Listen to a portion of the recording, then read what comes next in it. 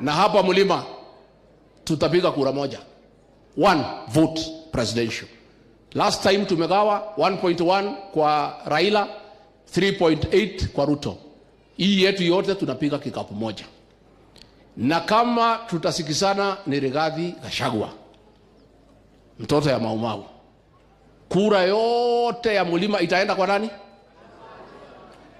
Tukisikizana is our cousin Kalonzo Musyoka. Kura yetu yote ya Mlima itaenda wapi?